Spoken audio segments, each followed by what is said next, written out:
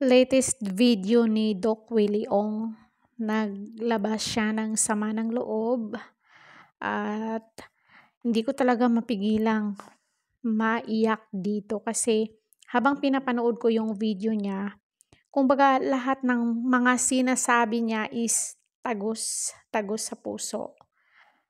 Kung sino pa yung taong tumutulong na walang kapalit sa mga Filipino, yun pa yung binigyan ng task ng Panginoon, binigyan ng sa dami-dami naman ng tao diyan, mga iba't ibang klaseng alam naman natin dito sa Pilipinas, daming kurap. So, inilabas din niya yung sama ng loob dun nga sa pagtakbo niya ng vice presidente noon na sobrang ang dami niyang basher. May isang basher do'n na sinabihan pa siyang kahit 10 beses kang tumakbo, Doc Willie Ong, 10 beses ka ding matatalo. Biruin mo yung ganyan.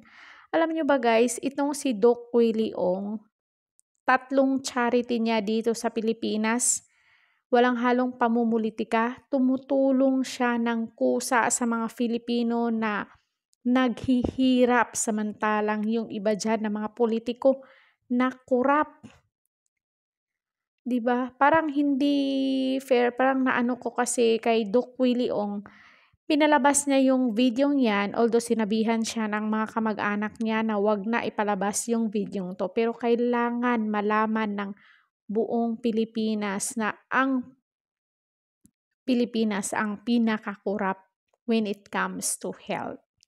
So, 'di ba, siya nga nahihirapan na kumpleto lahat ang gamot. Yun yung iparating ni Doc Willie Ong na, ah, ano siguro, yung parang anuhan pa yung tawag nito, yung ano sa health, yung palawigin pa yung ano ng health dito sa Pilipinas dahil siya mismo nahihirapan kahit may pira siya.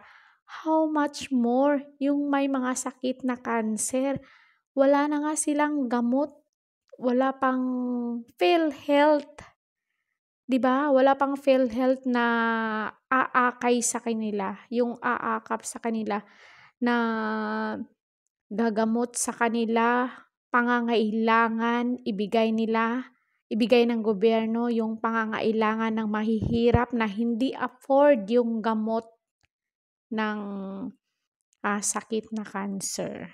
So, kaya 'to siguro pinalabas ni Doc Willie Ong para ma-aware ang Pilipinas o para maipaabot sa kataas-taasan ng, nag yung namamalakad dito sa Pilipinas na 'wag balewalain ang health dito sa atin lalo na sa mga mahihirap.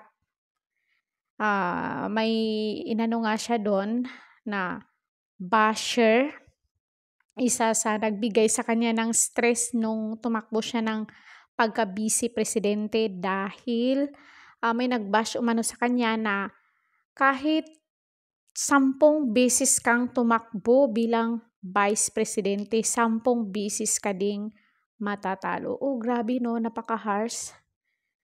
Diyos ko, alam niyo ba yung taong binash niyo, ang daming natutulungan niyang mahihirap, 'di ba? Dito pa lang 'pag mag-search tayo sa YouTube kung anong lunas, 'yan pa lang nakakatulong na 'yan sa atin na kailangan tayong gumawa din ng paraan, hindi lang sa mga gamot-gamot o sa mga, nandiyan din sa channel niya yung mga herbal, kung ano yung mga remedyo na, ah, kailangang gawin. Tapos pinapaabot din niya na wala naman siyang, hindi siya against sa ganitong politician, siya na politician, wala. Friend niya lahat kasi ayaw niya ng gulo. Naano lang talaga siya nung tumakbo siya kasi ang daming nag-aano sa kanya. Pero si Doc Willie Ong ay isa rin 'yan sa nagtatrabaho diyan sa Department of Health, sa di alam ng nakakarami. So, napaka-ano ng ano, politics dito sa Pilipinas kasi ultimo mga PhilHealth kinaltasan ng mga korap na politiko, 'di ba? Lalong nagpapahirap sa mga taong may sakit. Siya nga doktor, expensive na mga gamot, nahihirapan nga siya. How much more yung ordinaryong Pilipino. Kaya niya siguro pinapalabas ang videong ito para malaman ng taong bayan na hindi biro ang magkaroon ng sakit.